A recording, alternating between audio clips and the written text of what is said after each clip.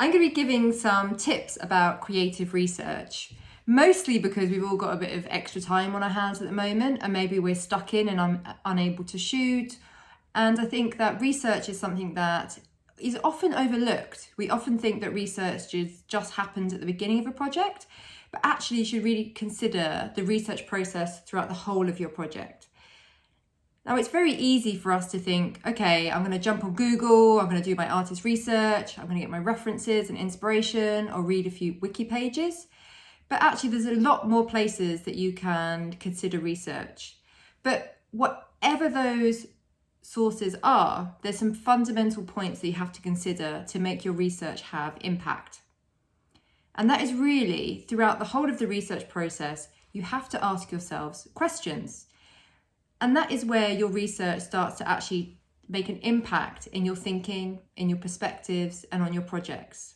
So, for example, if I'm looking at a reference, so here is a magazine, and I'm reading through this magazine.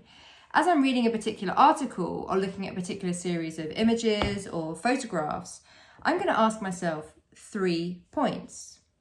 And those 3 points will be what? So what is it? So what? How is it affecting me? How am I feeling? And then what is next? And that what next is really about this action plan of, now you've looked at this reference, where is that going to lead you to next? And if you're doing that with a number of sources, what you'll find is that your work will begin to become more unique. Because, it's such a common thing. It's so easy when you just look at one person's work as a reference to copy that work. And even if you don't realize it, you'll start to mimic that practitioner's work.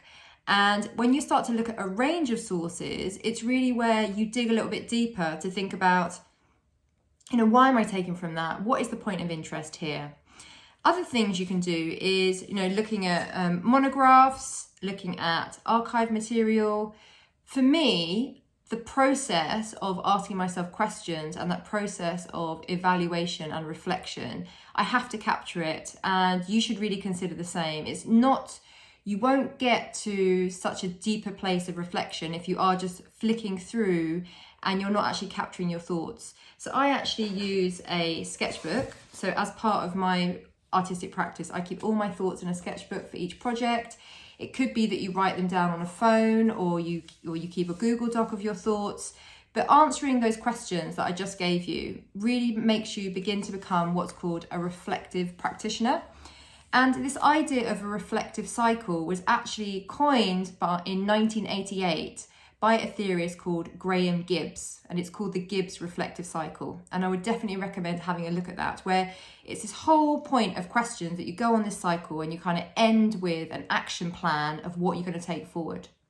Now, for me, for example, if I looked at here, I have this folder, which was, actually found this at my grandma's house last weekend, and it's full of a number of photographs of wedding cakes. My grandma used to make wedding cakes.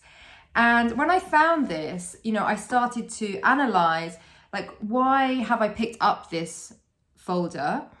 And then I started to, look at maybe this photograph and think about, what is inspiring about that? What would I take forward? And it could be something as simple as looking at the color of the roses, or looking at the writing on the back, and to kind of document those thoughts, which I can come back to, or which might inspire me to maybe consider a certain color in a painting or a certain color in a patchwork.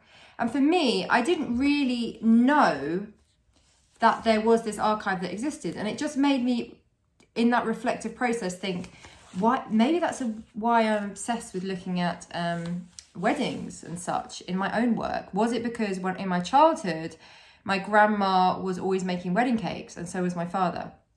And I would definitely suggest this is something that you do.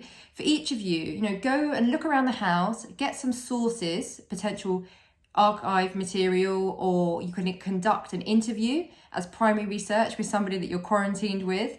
And by asking that person questions and conducting that primary research, go away and write it out, and write out, what was it? What did you ask? You know, what were your findings and what are you going to take forward? How is this going to inspire your next shoot, your next painting, your next creative process?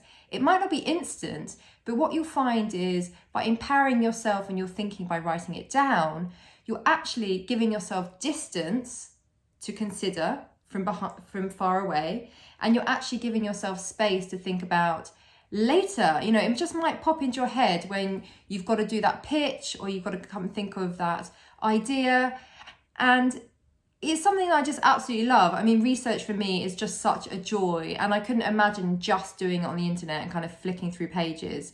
Of course, you know, you love to get lost in the World Wide Web and kind of get stuck in all of that, but actually getting your research off the computer, I would definitely, why don't you have a go at doing that in the next month whilst we're doing an interval? For example, there's some great artist talks coming up. You know, write out your thoughts about an artist talk, write what you took from it, and write where it will take you next. So thanks very much, and go do some research.